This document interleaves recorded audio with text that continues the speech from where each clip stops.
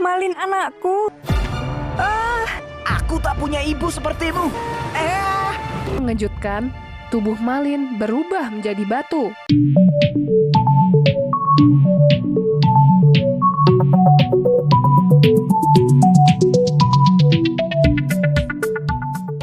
Kalian mungkin tidak asing dengan cerita tentang Jakatarup, Sangkuriang, Malin Kundang, Joko Kendil, dan masih banyak lagi cerita rakyat lainnya.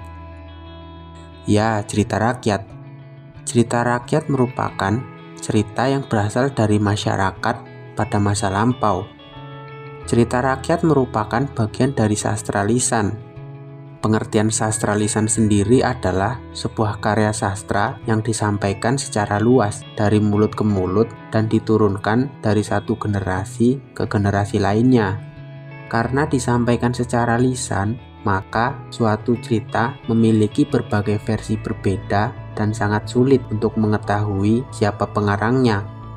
Selain itu, cerita rakyat juga termasuk jenis cerita fiktif, sehingga tidak dapat dibuktikan kebenarannya.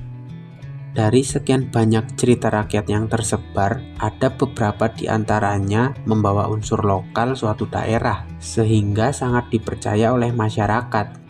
Tak jarang juga cerita rakyat yang ada mengisahkan terjadinya suatu tempat atau bahkan asal-usul tokoh. Selain itu, cerita rakyat juga memiliki beberapa bukti yang dapat disaksikan hingga sekarang, sehingga semakin memperkuat kepercayaan masyarakat terhadap cerita tersebut. Tetapi, beberapa cerita rakyat juga memberikan bukti yang tidak dapat dibuktikan secara ilmiah. Meskipun demikian, cerita rakyat merupakan sebuah warisan dari orang terdahulu. Hal ini merupakan sebuah nilai tambah bagi kekayaan budaya dan sejarah masyarakat. Fungsi cerita rakyat adalah sebagai sarana hiburan. Dengan mendengarkan cerita rakyat, kita seakan-akan diajak berkelana ke alam lain yang tidak kita jumpai dalam kehidupan sehari-hari di dunia nyata. Cerita rakyat bisa dikatakan sebuah sarana pendidikan.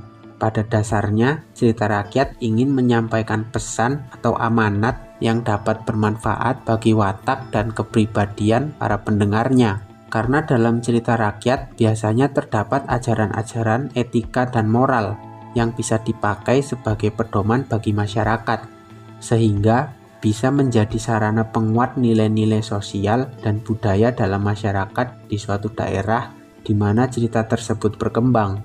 Cerita rakyat dibagi menjadi beberapa jenis, di antaranya adalah mite. Cerita rakyat jenis ini merupakan cerita yang memuat mengenai dewa-dewi yang bersifat sakral dan penuh mistis, seperti cerita tentang Nyi Roro Kidul dan Dewi Sri. Lalu legenda. Legenda merupakan sebuah cerita yang menjelaskan mengenai asal-usul terjadinya suatu tempat atau daerah, seperti asal-usul Danau Toba atau asal-usul tentang Gunung Tangkuban Perahu. Kemudian sage. Sage merupakan sebuah cerita yang mempunyai kandungan unsur sebuah sejarah. Misalnya, cerita tentang Damarwulan, Ciung Wanara, dan Roro Jonggrang. Lalu fabel. Cerita jenis ini adalah cerita yang tokoh pelakunya berupa binatang dan binatang tersebut dapat berperilaku layaknya manusia, seperti cerita tentang kancil dan serigala yang licik. Dan masih ada beberapa jenis cerita rakyat lainnya. Cerita rakyat terbentuk dan terus berkembang, menghubungkan masa lalu dan masa kini, serta mencerminkan identitas dan kebijaksanaan lokal yang menjadi bagian penting dari warisan budaya dan masyarakat.